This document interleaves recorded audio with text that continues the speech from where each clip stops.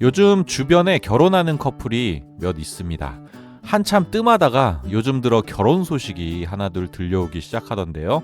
그런 소식을 들을 때마다 언제나 머릿속에 떠오르는 고민이 있죠. 바로 축의금 금액입니다. 과연 요즘 결혼식의 적정 축의금은 얼마일까요? 그래서 오늘은 그 축의금, 특히 MZ 세대들이 말하는 축의금 풍속도에 대해서 이야기해 보겠습니다. 얼마 전 직장인 익명 커뮤니티 블라인드에 이런 글이 올라왔습니다. 어제 회사 선배 결혼식에 축의금 5만 원을 냈는데 제가 잘못한 건가요? 선배가 5만 원 한 거 맞아? 밥값이 8만 8천 원인데 내가 너한테 서운하게 한 거 있어? 이렇게 말하시네요. 바쁜데 시간 내서 가줬더니 한다는 소리가 저런 식이라니. 이런 상황에서 여러분은 어떤 반응을 보이실 건가요? 해당 글은 300명이 넘는 네티즌들이 댓글을 달았는데요. 그 의견들은 의외로 다양했습니다. 대부분의 네티즌들은 고물가를 언급하면서 5만 원을 내면 손해라는 의견을 이야기했는데요. 예를 들어 내 결혼식에 5만 원 낼 거면 안 왔으면 좋겠다. 요즘은 결혼식 참석하면 10만 원, 안 하면 5만 원이다. 요즘 식대가 많이 올라서 5만 원 하면 손해다. 5만 원 하면 현실 감각이 떨어지는 것이다. 라는 등의 댓글이었습니다. 반면 결혼식에 와준 것 자체가 고마운 것이라는 의견도 많았는데요. 1일 식당 개업한 것도 아니고 돈 벌려고 결혼식 하는 건가? 시간 내서 가준 게 어딘데? 이 정도도 손해보기 싫으면 가족끼리만 소소하게 해라. 등의 반응을 보였습니다. 이렇게 축하를 주고받는 경사에서 서로 얼굴을 붉히는 경우가 생기다 보니까 축의금 문제가 MZ세대들의 예민한 이슈로 떠올랐는데요. 그럼 현재 MZ세대들이 이야기하는 축의금 풍속도는 어떤 모습일까요? MZ세대들의 축의금 풍속도 첫 번째 헤드라인은 친한가 안 친한가, 가느냐 마느냐, 그것이 문제로다 입니다. 청년층을 비롯해 거의 모든 세대가 축의금 액수를 정할 때 일반적으로 고려하는 기준은 신랑 신부와의 친소관계일 겁니다. 자신과 절친한 친구인지, 매일 만나는 직장 동료인지, 아니면 1년에 한두 번 정도 보는 지인인지, 그 관계와 친밀도에 따라 액수가 달라지는데요. 실제로 최근 직장인 익명 커뮤니티 블라인드에는 친한 직장 상사의 결혼 축의금을 10만 원으로 해야 할지 15만 원으로 해야 할지 모르겠다. 10년 넘게 아무 연락 없던 지인이 청첩장을 줬는데 얼마를 내야 할지 모르겠다. 등의 친밀도에 따라 축의금 액수를 고민하는 글들이 많이 올라옵니다. MZ세대 직장인들은 친밀도 이외에도 신경 쓰는 부분이 있다고 하는데요. 그건 결혼식 참석 여부입니다.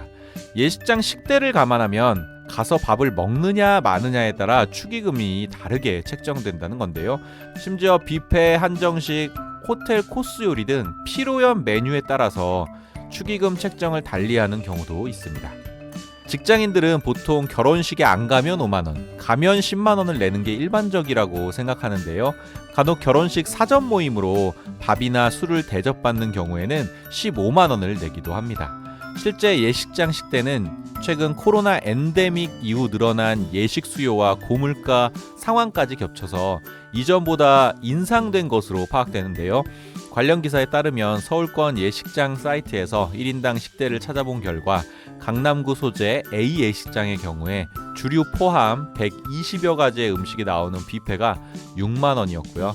유명 호텔의 경우 7, 8만 원대에서 10만 원이 넘어가는 경우도 있었습니다.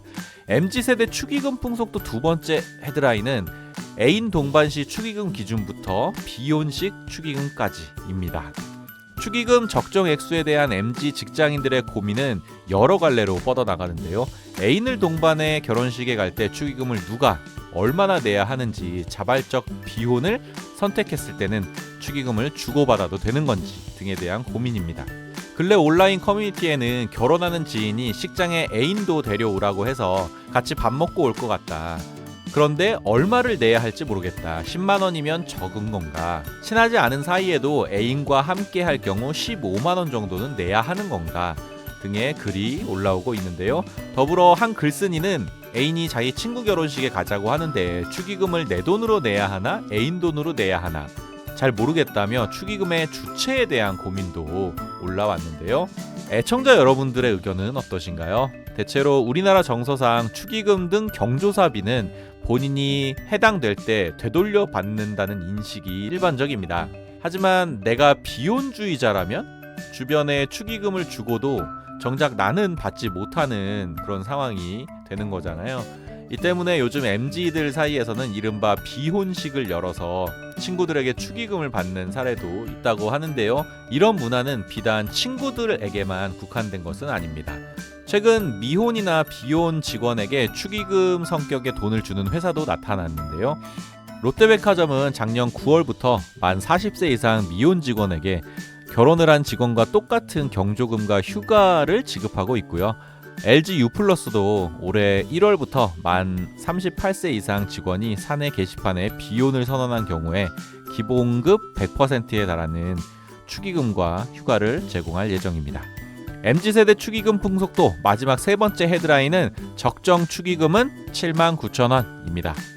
2022년 4월 결혼정보회사 듀오가 미혼 남녀 300명을 대상으로 설문조사를 진행한 결과 이들이 생각하는 적정 축의금은 79,000원이었습니다. 5만원 48%, 10만원 40%로 그 평균을 낸 값인데요.